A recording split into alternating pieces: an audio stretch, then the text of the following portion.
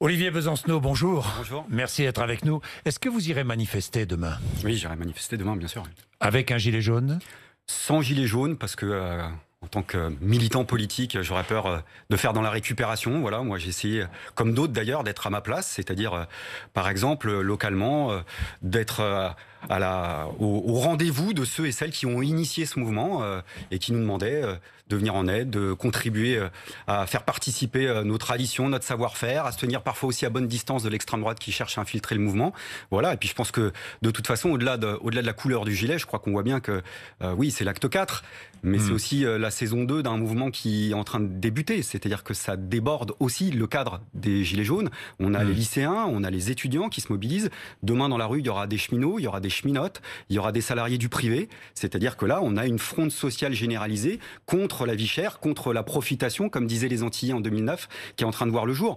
Et la question, c'est d'unifier ce mouvement. Oui, faire en ce que sorte vous n'arrivez pas à faire, pardon, Olivier Besancenot. Je vais revenir. Je le ferai pas avec mes petits bras musclés, de toute façon, c'est hors de ma portée. Je vais revenir sur l'avenir de ce mouvement et sur les revendications que vous pourriez et que vous portez, que ce mouvement porte. Vous, Olivier Besancenot, est-ce que vous appelez demain au calme? Parce que on a tout entendu, j'ai tout lu aussi, vous aussi, sur les réseaux sociaux. Certains disant on va s'armer, on va aller entrer dans l'Élysée, putsch. Que répondez-vous à ces discours extrêmes? À l'injonction d'Emmanuel Macron, qui nous demande donc de parler clairement et sans ambiguïté. Donc calmement, clairement et sans ambiguïté, j'appelle à ce qu'on soit, si tant est que mes appels aient une quelconque incidence sur la situation, j'appelle à ce qu'on soit un maximum de personnes dans les rues de tout le pays, de toute la société demain, qu'on soit le plus nombreux et les plus nombreuses. C'est le nombre qui nous protégera justement du degré de tension aujourd'hui que crée et que suscite actuellement le gouvernement. Donc, je ne répondrai pas aux injonctions d'Emmanuel Macron, d'abord parce que c'est pas trop mon genre en général, et puis parce qu'on savait que c'était un modèle, j'allais dire, d'arrogance de classe. On sait maintenant que c'est un modèle de lâcheté. Lui qui se retranche derrière son Conseil des ministres, lui qui se retranche maintenant derrière Édouard Philippe qui va servir de fusible, lui qui se retranche derrière les forces de l'ordre. C'est-à-dire qu'en fait, il s'est bunkérisé à l'Élysée et il demande aux autres partis, aux autres formations politiques d'éteindre un incendie qu'il a lui-même créé. Et puis, par ailleurs, moi, demain, je suis pour, autant que faire se peut, on garde le sens de la gravité, c'est-à-dire qu'on garde notre sang-froid, la sérénité nécessaire, mais aussi la détermination. Quand j'ai entendu cet appel au mot « calme », j'ai été regarder ce que ça signifie « calme ». Calme, ça veut dire sans agitation et sans bruit.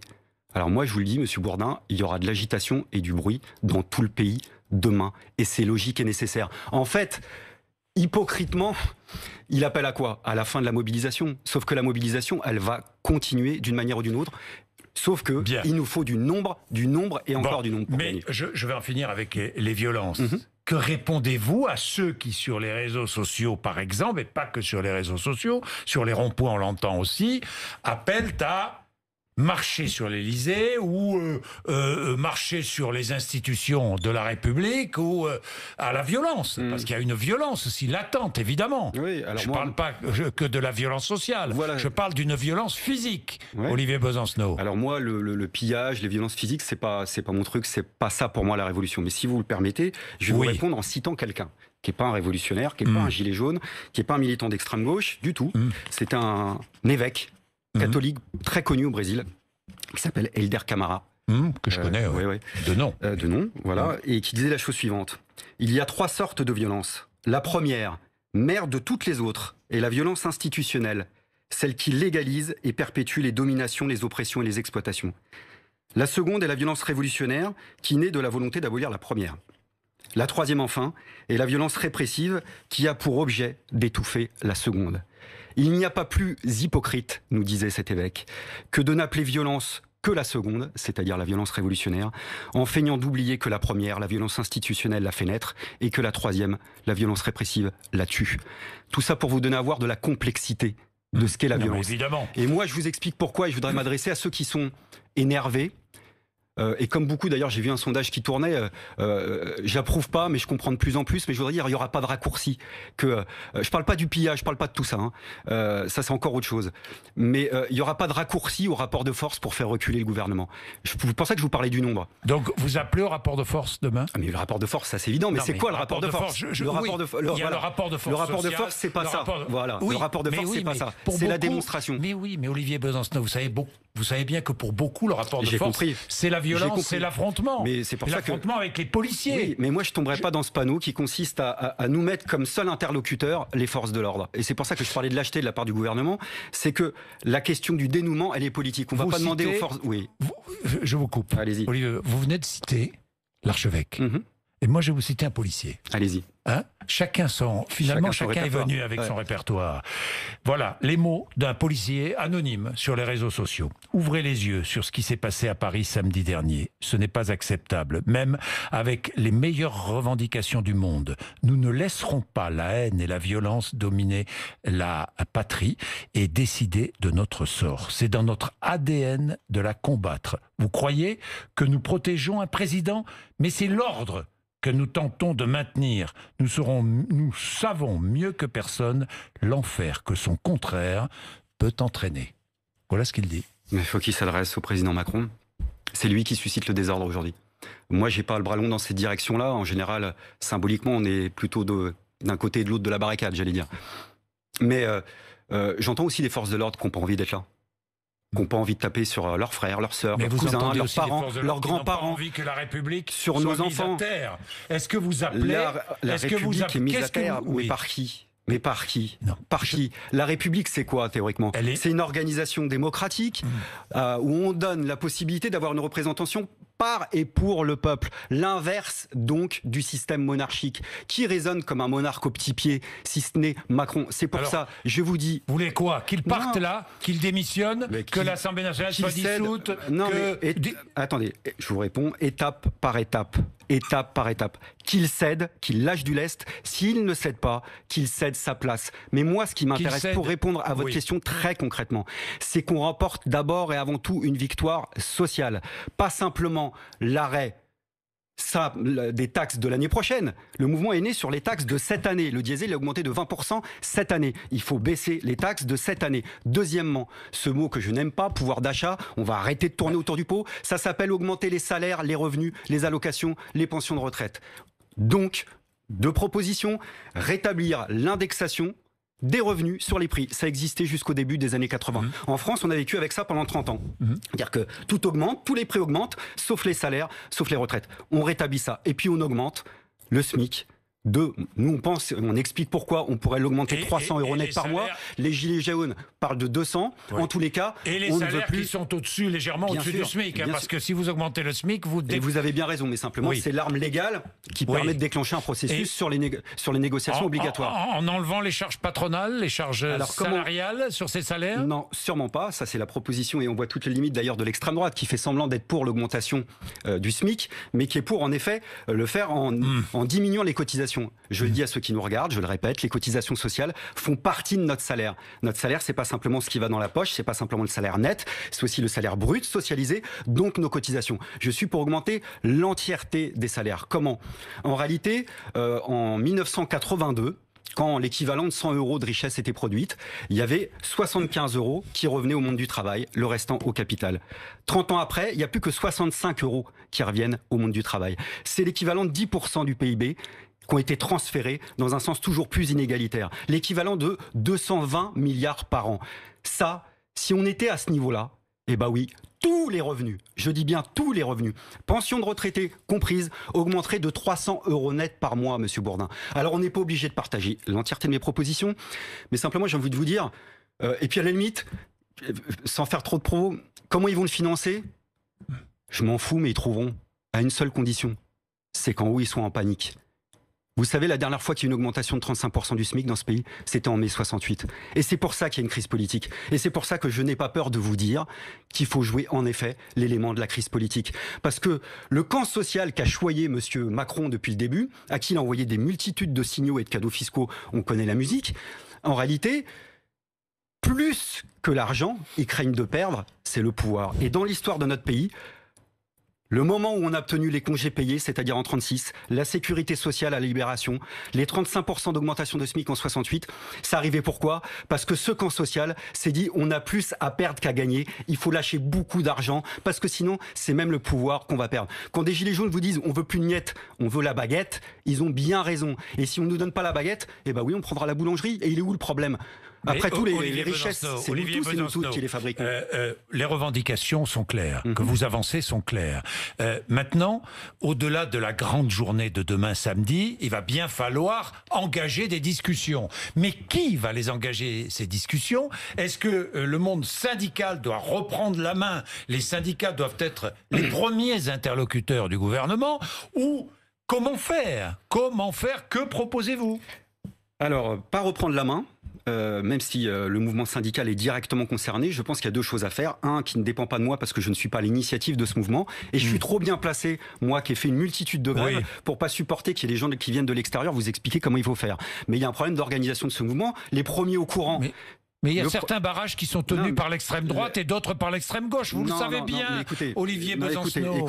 Vous le savez bien. Comment non? Moi, je l'entends tous les jours sur l'antenne d'RMC. S'il y a des tentatives d'infiltration de certains réseaux de l'ultra-droite, pourquoi pas? Mais ou de l'ultra-gauche. Mais écoutez, moi, je suis à visage découvert. Quand j'ai besoin de dire je fais, quand je manifeste, je le fais à visage découvert. D'autres ne sont pas comme vous. Oui, mais d'accord. Mais les visions policières, ça va 30 secondes. On va arrêter. C'est pas la vision policière. Écoutez, c'est la réalité. Le secrétaire d'État, ministère de l'Intérieur, nous expliquait la semaine dernière qu'il y avait 10 000 manifestants à Paris, la majorité de casseurs. Plus de 5 000 casseurs. Mais c'est plus des casseurs, c'est des émeutiers. Donc à un moment donné, ces casseurs, vous les condamnez? Non mais écoutez, est-ce que vous les condamnez? La condamnation, et je vais répondre deux choses, Monsieur Bourvin, pour qu'on soit clair, parce que j'en ai un petit peu ras-le-bol de tourner autour de ça depuis des semaines. Eh ben voilà, dites, premièrement, profitez-en. Premièrement, oui. Le mot condamnation, ça veut dire pointer la responsabilité première. Je n'approuve pas, mais la condamnation, c'est ceux qui en sont responsables. Donc Macron, et je ne bougerai pas de cette position. Deuxièmement, on a tous notre part de responsabilité. Moi, en tant que militant, tout le monde, y compris les médias, oui, y compris mais les médias, monde, parce que si par exemple, on l'assume cette responsabilité, plutôt qu'en boucle de n'avoir par exemple que les mêmes images, que des mêmes violences, celles par exemple qui concernent actuellement nos lycéens et nos lycéennes de 15 ou 16 ans, ces images d'arrestation. Heureusement que vous les avez ces images, absolument. Vous en servez, vous les utilisez, non? Oui, mais j'ai pas envie d'utiliser, c'est pas le terme. J'ai vu qu'elles passaient sur votre écran ce matin. Bah oui, elles sont passées. Est-ce que vous vous rendez compte de la violence? Parce que la presse est libre, voilà pourquoi elles sont passées. Moi je suis pour ça, il n'y a aucun problème, mais je vous dis simplement, vous voyez l'impact que si ces images circulent pendant une semaine, c'est pas tout à fait la même chose. C'est-à-dire que là, concrètement, on a des visages. Vous n'êtes pas content quand des images de casseurs circulent, si je comprends bien. Non, simplement quand on appelle à mon sens de la responsabilité, j'aime bien renvoyer l'ascenseur. Et je profite de votre invitation ce matin pour dire aux forces de l'ordre que vous citiez tout à l'heure, n'utilisez pas les flashballs sur nos gamins de 15 ou 16 ans. Il y a un débat à l'Assemblée pour savoir s'il faut interdire ou pas la fessée sur les mineurs. La fessée sur les mineurs, ils veulent légiférer. Je ne sais pas s'il faut le faire, je m'en fous, mais au moins qu'ils prennent la responsabilité de ne pas utiliser les flashballs. Il y a des visages d'enfants qui ont été défigurés. Et quel est le piège? Et c'est la dernière carte du gouvernement. C'est de nous faire peur. C'est de nous faire peur. C'est que là, il y a des familles qui se disent « ça va trop loin, je veux plus en être ». Qu'il y ait moins de monde dans les rues demain. Et donc, du coup, un gouvernement qui dira c'est en fini. Mais vous avez raison sur un autre. Voilà. Je voulais répondre là-dessus. Absolument. Alors, demain, c'est une chose, mais l'après-demain, il va bien falloir discuter avec le gouvernement, celui-là ou un autre. Il va falloir discuter, Olivier Besancenot. Donc là, vous aviez raison. Le problème de l'organisation et de la structuration du mouvement, mais je crois que les premiers convaincus, c'est les Gilets jaunes qui commencent à se poser le problème d'avoir une forme de délégation. Et moi, j'ai confiance en l'intelligence humaine et je pense que ça se fera. Vous parliez des organisations syndicales. Qui, d'après ce que j'ai compris, se sont réunis pour y compris proposer que leur service d'ordre soit à disposition. D'ailleurs, ils participeront aux débats qui seront organisés à partir du 15 partout en France, dans les territoires. Ils participeront. Ils sont utiles, ces débats. Le 15, c'est tellement loin. Samedi prochain. Ce qu'il faut, c'est un ultimatum. C'est ça qu'il faudrait, en réalité. Je vous le dis en même temps que je pense, là. Il faudrait que les organisations... Alors, il faudrait, c'est pas moi de le dire, là non plus, mais que les organisations syndicales se réunissent demain, disent Macron, il va parler la semaine prochaine, il est en visite officielle en France, ça y est, il va parler. C'est délirant, ça fait plus d'une semaine. Une semaine. Mais pour dire quoi? Mais qu'il annonce des mesures concrètes sur, par exemple, l'augmentation des salaires. Ça lui le dire, il est en différé. Vous savez, dans ces séquences-là, il se passe finalement en une journée ce qui se passe d'ordinaire en une semaine. Et il se passe en une semaine ce qui se passe d'ordinaire en un mois, etc. Il y a une accélération du temps. Et lui, il est en différé sur tout. Donc on est obligé de le brusquer. C'est ça le rapport de force. Oui, un ultimatum qui dirait Emmanuel Macron, on vous donne 2 jours pour faire des annonces fortes. Si c'est pas le cas, nous, organisations syndicales, on appelle à la grève générale. Au moins une journée. Il y a une journée d'action vendredi prochain, le 14, si j'ai bien compris. Pourquoi ne pas dire CGT. Oui, pourquoi ne pas dire à tout le pays, mais arrêtons les bisbilles syndicales, les élections c'est terminé. Mais vous savez que beaucoup sur les barrages ne veulent pas des syndicats. Écoutez, c'est pas le cas partout. Pas partout, mais beaucoup n'en veulent pas. Eh ben oui, moi écoutez, modestement, humblement, je voudrais dire aux Gilets jaunes qu'ils auront besoin du mouvement ouvrier. Oui, il y a le discrédit des organisations syndicales, des organisations militantes, moi compris. Vous savez pourquoi le discrédit? Parce que les organisations syndicales sont financées par notre argent, vous le savez bien. Les échecs des mobilisations successives. Mais à l'inverse, je voudrais dire aux Gilets jaunes que sans cette mobilisation à un moment donné, sans cette alliance, moi je suis pas pour un rapport de subordination, je suis pour travailler d'égal à égal, sans forme de paternalisme. On aura besoin de plus de monde, et pour qu'il y ait plus de monde, il faudra que tout le pays... Tiens, mais vous appelez à la discussion ce matin. Moi j'appelle à la mobilisation ce matin, d'accord? Mobilisation. Chaque chose... Vous appelez à la mobilisation demain et à la discussion après-demain. Moi je vous parle de demain.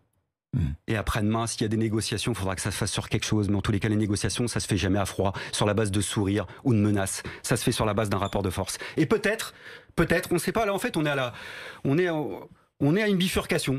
On est à une bifurcation. Soit le mouvement fait un acte 5, acte 6. Parce que le mouvement se scinde entre les plus extrémistes, soit c'est la saison 2, et les plus modérés, vous le savez bien.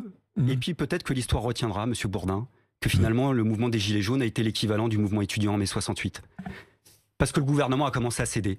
Et vous savez, quand on commence à céder, c'est ce qu'on appelle, vous savez, le symptôme du pied dans la porte. Il y avait une porte qui était barricadée, on a mis un pied. Alors maintenant, la porte, on va l'ouvrir en grand. C'est comme ça. C'est trop tôt. C'est trop tard. Il y a une discordance des temps. Ça craque en haut, ça se mobilise en bas. Mais pour ça, 68, oui, il y avait des barricades. Et je vous le dis bien dans les yeux, des fois des barricades, il en faut.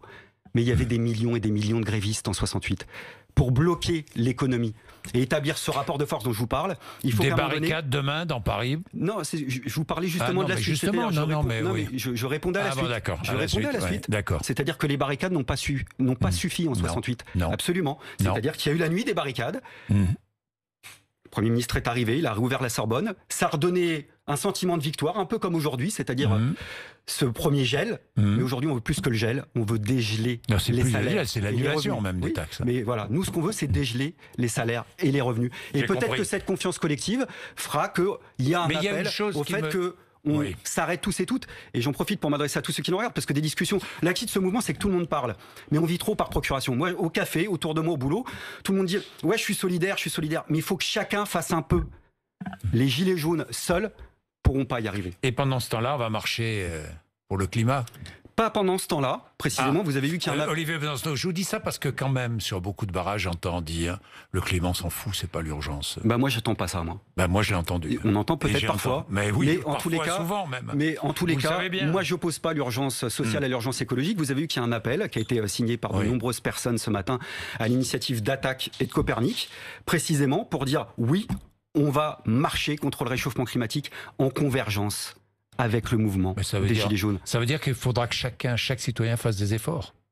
Oui, mais il faudra riche ou pauvre. Oui, mais il faudra d'abord. Grand ou petit. Oui, mais il faudra d'abord taxer les vrais gros pollueurs. Et quand je vois, Monsieur Bourdin, qu'en pleine mobilisation, on raccorde de nouveau du crédit impôt compétitivité emploi à un groupe comme Total qui fait 9 milliards de bénéfices, 39% d'augmentation, 20 milliards depuis 2014, sauf à me dire que Total ne pollue pas, qui en prime touche l'argent de nos impôts, c'est-à-dire le crédit impôt compétitivité emploi, et qui ne crée même pas d'emploi. Je me dis qu'il y a un gros problème et que l'argent de nos impôts ne va pas là où il devrait aller, c'est-à-dire au service public. Alors, vous avez raison, c'est un mouvement hétéroclite, on entend tout parfois et son contraire, mais j'entends aussi que c'est pas le ras-le-bol fiscal, mais simplement un mouvement contre l'injustice fiscale, qu'on n'est pas contre payer d'impôts si l'impôt permettait de répartir les richesses, qu'on prenne au nanti, qu'on prenne au profit des multinationales comme Total et des banques dont on ne parle plus, qui ont beaucoup d'argent. Parce que c'est marrant quand même dans ce pays, dans la classe politique. Quand on dit qu'il faudrait récupérer l'argent qu'on a donné à tout cela, on nous dit c'est de l'incursion dans la propriété privée. Elle est belle celle-là. Mais quand on a donné tout l'argent de nos impôts aux banques, les plans de sauvetage au moment de la crise financière, Personne ne s'étonnait du fait que l'argent de nos impôts pouvait aller dans cette direction-là. Si on a donné l'argent dans cette direction-là, on doit pouvoir le reprendre pour satisfaire nos besoins. Ce que je suis en train de vous dire, plutôt que de tourner en boucle pour savoir si oui ou non il faut l'état d'urgence sécuritaire, c'est l'état d'urgence social qu'il faut et écologique. C'est ça qu'il faut décréter. Bien, merci Olivier Besancenot d'être venu nous voir ce matin, RMC et BFM TV.